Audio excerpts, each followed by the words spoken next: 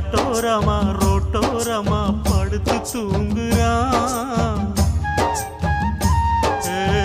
சொத்து சொகம் உள்ளவனோ செல்வ மகன்தான், அவன் பஞ்சு மெத்த போட்டிருந்தும் முழிச்சு ஏங்குறான்.